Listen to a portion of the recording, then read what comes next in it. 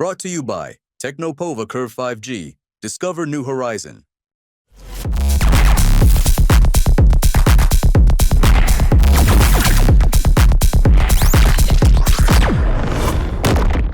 जो हिंदुओं का जो वैवाहिक ताना बाना बिगड़ रहा है, मैं अभी सोनम की बात करूं जो मार दिया और एक मेरठ की घटना, इस तरह की लगातार घटनाएं सामने आ रही हैं। संघ का क्या अपना नजरिया है जो हिंदुओं के जो वैवाहिक ताना बाना बिगड़ मैं परिषद के बारे में बात करूंगा। ये हमारी भी चिंता का विषय है कि हमारी परिवार व्यवस्था में बिगड़ाव आ रहा है। हमारे परिवारों में कहीं कोई संबंधों में तनाव होता था तो उस परिवार के बड़े लोग, मोहल्ले के लोग, दूसरे जिम्मेवार लोग हस्तक्षेप करते थे, समझाते थे, दबाव डालते थे, हल कराते थे। पर आज अगर पति और पत्नी के संबंधों में तनाव होता है तो बच्चों और उनके पेरेंट्स के बीच में तनाव होता है। बड़ों को लगता है कि बच्चे उनका ध्यान नहीं कर रहे, तो वो समाज से मदद नहीं लेते, वो पुलिस के पास या कोर्ट के पास जाते और कोर्ट कहती है कि विवाह के बगैर भी तो रह सकते हो, लिव इन रिलेशनशिप को मान्यता देती है।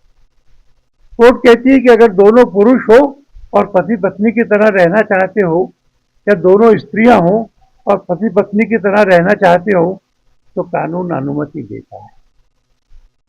ये जो विकृतियां हैं हमारे परिवार की व्यवस्था को समाप्त करने का षड्यंत्र है। हिंदुओं का तो आधार परिवार है, व्यक्ति नहीं है। हमारे अभी जो मार्गदर्शक मंडल की बैठक हुई उसमें संतों ने इस समस्या की ओर ध्यान दिलाया। परिवार के संस्कार अच्छे हों, हम अपनी अगली पीढ़ी को धर्म बताएं, धर्म के अनुसार जीना बताएं, सामूहिकता से रहना सिखाएं। इसका एक बड़ा अभियान हमने भी लिया है, संघ तो करता ही है, और देश के बहुत सारे धार्मिक संगठनों ने, बाप्स ने, प्रज्ञा प्रवाह, ये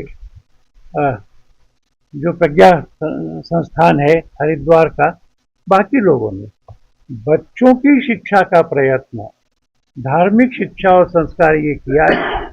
परिवार व्यवस्था को मजबूत करने के लिए हम लगे रहेंगे और उसको बिगाड़ने के जो षड्यंत्र हैं उसके बारे में हम समाज को सावधान भी करते हैं। मैं सिंदूर ऑपरेशन की बात करूंगा, जो एक खास तबका है देश में जो देश की सरकार को बदनाम करने में लगा है। यहाँ की बात करें तो विदेश की बात करें, क्या कहेंगे आपका चल?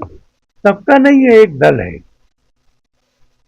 क्योंकि जब हमने कहा कि विदेशों दुनिया भर में जाना है तो भारत में जो शासक पार्टी के सबसे बड़े विरोधी माने जाते थे वो सब भी भारत माँ के लिए वहां गए और भारत का एक पक्ष रखा।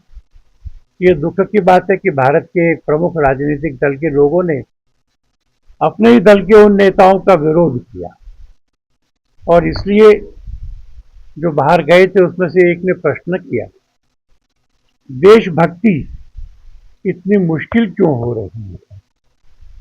मैं समझता हूं कि पूरे देश की जनता ने, राजनीतिक दलों ने, समाज ने अभूतपूर्व एकता दिखाई थी उस पूरे संघर्ष में।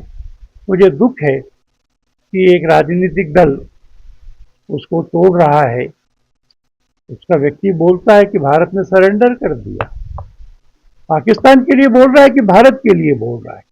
इतना बड़ा झूठ बोल करके वो सहायता कर रहा है पाकिस्तान की, इसलिए वहां के अखबार टेलीविजन में छाया हुआ है। उनको तय करना है कि उनको भारत का नेता होना है या पाकिस्तान का। सर, गवर्नमेंट ने 11 ईयर्स कंप्लीट किए हैं, क्या कहना चाहेंगे और कहाँ स्पेंड कर रहे थे, किन चीजों की और जरूरत लगती है?